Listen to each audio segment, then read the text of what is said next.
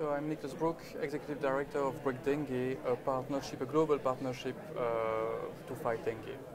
So you're here at ISNTD Bites this morning. You've given a very interesting presentation on the potential of the Break Dengue tool to be that cohesive factor to bring patients, the R&D sector, industry, academia together. Could you just elaborate on that a little bit? So basically our approach is that the dengue landscape is very fragmented, and so that's why we came with the idea to build this partnership. And the fragmentation is also in the data on epidemiology or on vector control.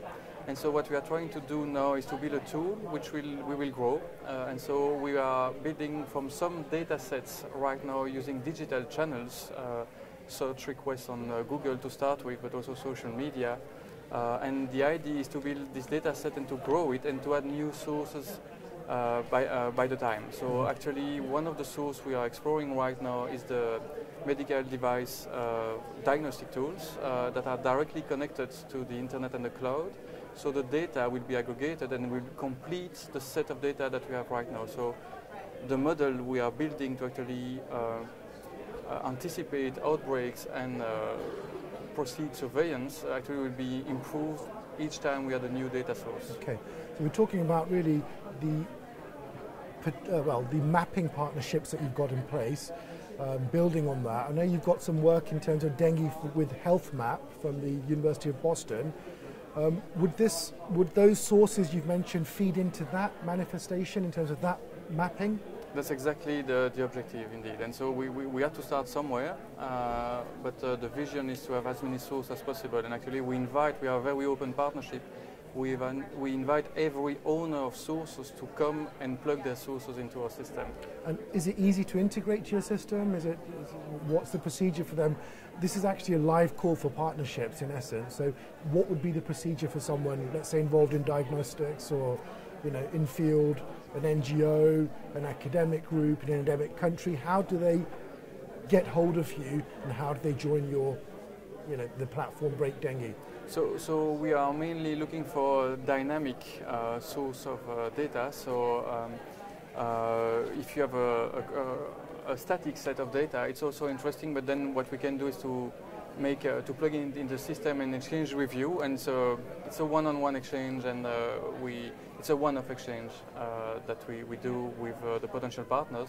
If you have a source that will bring data, ongoing data, then we have to build a technology bridge that will be either through an API or another type of connection, but the idea is to do it in a way that you still keep control of your data, but at the same time we can aggregate it and draw a conclusion at the dengue level and to really measure the unmet needs.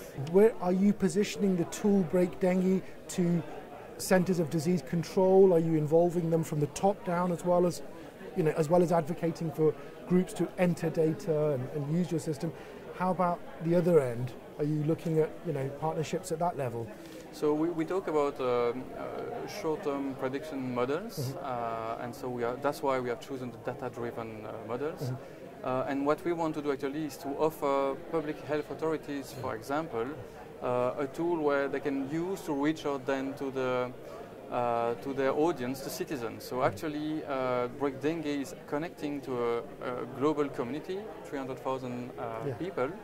And that's the value. So what we want to do is not only to create information, but also to provide a channel so you can inform with tailor-made messages the audience on the field. So these tools exist already, but they don't have the right data source. But in the future, you will be able to inform the right people in the right region about which level of risk they are at and what they can do about it. And is this the birth of citizen science? This is clearly the birth of citizens' advocacy, and I hope to prove the science point too in the longer run.